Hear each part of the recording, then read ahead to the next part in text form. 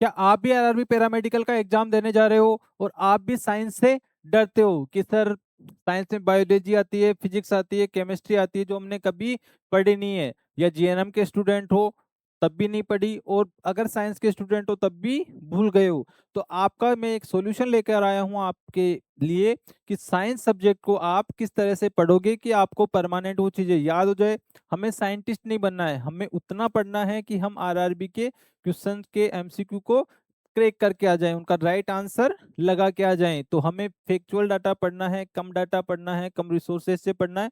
वो सारी चीजें कौन कौन सी पढ़नी है, कहाँ मॉक टेस्ट देने हैं, कौन कौन से टॉपिक्स इंपॉर्टेंट है वो पढ़ने हैं, आपको इस वीडियो में बताने वाला हूँ। 5 से 7 मिनट ध्यान से सुनिएगा, नोटबुक लेके बैठ जाइएगा। इन टॉपिक्स को आप कम से कम पढ़ के जाओगे तो आपके जो साइंस के 10 नंबर का क्वेश्चंस होते हैं उसमें से 8 आपके कम से कम आने वाले हैं। चलो वीडियो की शुरुआत करता हूं मैं। सबसे पहले हम बात करते हैं, साइंस को नीट लेवल पर पढ़ने की जरूरत नहीं है। जर्नल साइंस पढ़ो, बेसिक स्कूल लेवल की पढ़ लो, और रेलवे के एमसीक्यूज टाइप की पढ़ लो, उतना काफी है। तो हमारा क्या नॉन नर्सिंग का क्या ब्रेकडाउन है? जनरल अवेयरनेस के 10 एमसीक्यूज, अर्थमेटिक रीजनिंग के 10 एमसीक्यूज, और साइंस के 10 एमसीक्यूज यहाँ पे आने वाले हैं। साइंस का लेवल क्या रहने वाला है उसको देख लो। लेवल रहने वाला है फिजिक्स, केमिस्ट्री और लाइफ साइंस आएगी आपके यहाँ पे, जो 10th स्टैंडर्ड तक की आएगी। और बाय जो 12th स्टैंडर्ड है उसके भी कुछ कुछ क्वेश्चंस आपको देखने को मिल सकते हैं। हमारा टारगेट क्या रहेगा? सबसे पहले बेसिक कंसेप्ट को क्लियर करेंगे, उसके बाद में रिपीटेड एमसीक्यूज की प्रैक्टिस करेंगे, उसके बाद में रेलवे का पीवाईक्यू पैटर्न हमें देखना है, उसके बाद में हमें पास्ट करेक्ट ऑप्शन सेलेक्ट करना आना चाहिए। ये हमारा इस वीडियो देखने का मोटो रहेगा। आगे हम बात करते हैं, साइंस को पढ़ने के लिए, समझने के लिए आपको इसको 3 पार्ट्स में डिवाइड करना है। 3 पार्ट कौन कौन से हैं सर वो देख लो। सबसे पहले बायोलॉजी हमें पढ़ना है, उसके बाद में केमिस्ट्री हमें पढ़ना है, फिर उसके बाद में फिजिक्स हमें पढ़ना है लास्ट में। चलो कैसे पढ़ना है? बायोलॉजी में मेडिकल बैकग्राउंड को एडवांटेज मिलने वाला है, ह्यूमन बॉडी प्लस डिजीज के बारे में आपको पढ़ना है, फैक्ट रिटेन और रिवीजन आपको करना है, और मोस्ट कंफर्टेबल स्टार्टिंग पॉइंट्स आपको पढ़ने हैं। कौन कौन से टॉपिक पढ़ने हैं आपको मैं आगे बताने वाला हूं। पहले बेसिक इसका क्लियर कर लेते हैं कि हमें पढ़ना कैसे है, किससे पढ़ना है। चलो नेक्स्ट हम बात करते हैं केमिस्ट्री की। इसमें फैक्चुअल डाटा पढ़ना है, कंसेप्ट उसमें मिक्स होना चाहिए। डेली लाइफ में जो हो रहे हैं कंपाउंड्स वो इंपॉर्टेंट है, वो चीजें आती है। पीरियोडिक टेबल के बेसिक्स पूछते हैं, acid base salt very high yield topics होते हैं, ये पढ़ना है। फिजिक्स में हमें क्या करना है? फॉर्मूलाज पढ़ना है और यूनिट का अप्रोच पढ़ना है। Motion, electricity, gravitation, numerical only basis और रेगुलर शॉर्ट प्रैक्टिस इसमें जरूरी होता है। चलो इस तरीके से हम पढ़ेंगे साइंस को 3 पार्ट में डिवाइड करके। अब एक एक को टॉपिक वाइज देख लेते हैं।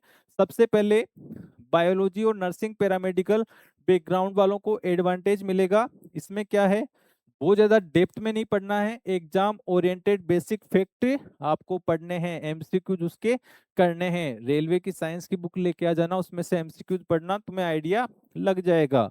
चलो हाई यील्ड टॉपिक कौन कौन से हैं इसमें? Human body system, nutrition and vitamin, disease, cell plus tissue, reproduction basics, genetics basics और इन्वायरमेंट एंड इकोलॉजी से रिलेटेड आपको पढ़ना है। कहाँ से पढ़ना है सर वो देख लो।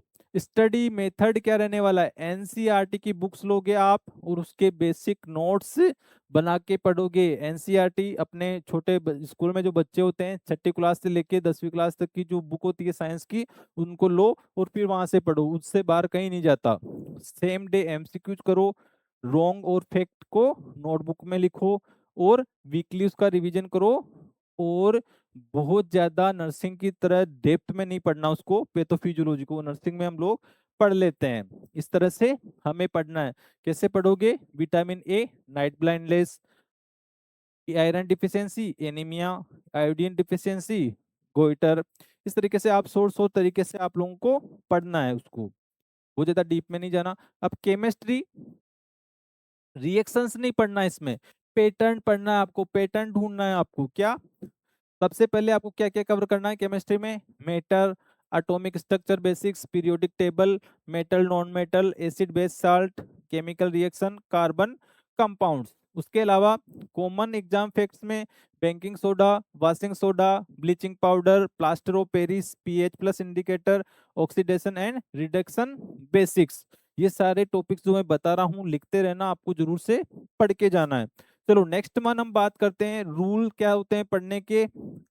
सबको रटो मत, जो रिएक्शंस होती है उनको रटो मत, थोड़ा समझने की कोशिश करो। जो सबसे ज्यादा पूछते हैं उन क्वेश्चंस पे फोकस करो। जो शॉर्ट नोट्स बना सकते हो उनको रिवाइज करो वापस से, और प्रैक्टिस करो, रेलवे के स्टाइल एमसीक्यूज को प्रैक्टिस करो। आप हमारे ऐप पे जाना, डिस्क्रिप्शन में लिंक दिया हुआ, वहां जाके इन क्वेश्चंस को प्रैक्टिस करना, ताकि आपको समझ में आए कि चीजें कैसे काम करती है। चलो नेक्स्ट वन हम बात करते हैं फिजिक्स। फिजिक्स को डर मत बनाओ अपना, डरो मत फिजिक्स को, फिजिक्स को समझने की कोशिश करो। प्रायोरिटी टॉपिक्स क्या क्या पढ़ने हैं आपको फिजिक्स में, वो नोट कर लो।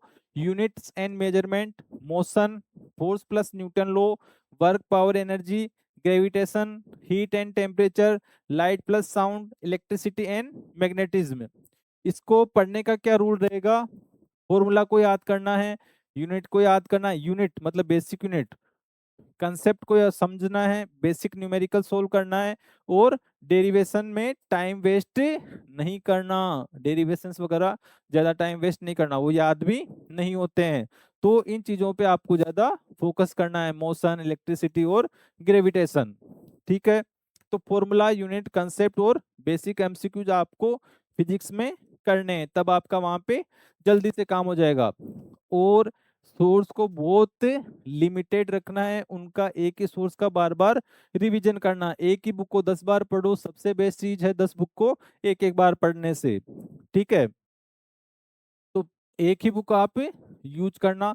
सोर्सेज क्या क्या हो सकते हैं, एनसीईआरटी की बुक्स पढ़ो, कंसेप्ट क्लियर करो, डायग्राम बेस्ड अंडरस्टैंडिंग देखो, और बेसिक डेफिनेशंस को पढ़ो। सोर्स टू, लुसेंट की जर्नल साइंस की बुक आती है वो ले सकते हो। पास्ट रिवीजन करना, स्टैटिस्टिक्स फैक्ट्स पढ़ना, एग्जाम ओरिएंटेड पॉइंट्स को पढ़ना। 3 में क्या है, रेलवे के पीवाईक्यूज आपको पढ़ने हैं, क्वेश्चंस के पैटर्न्स आपको पढ़ने हैं, टाइम बाउंड आपको प्रैक्टिस करनी है, और रिपीटेड टॉपिक्स को आपको बिल्कुल नहीं छोड़ना, उनको पढ़ के ही जाना है, बार बार वही सेम क्वेश्चंस आरआरबी पूछता रहता है। तो इसका सबसे बड़ा ये चीज हो गया। तो अब हमें क्या करना है, एक मंडे टू संडे अपन प्लान बनाते हैं।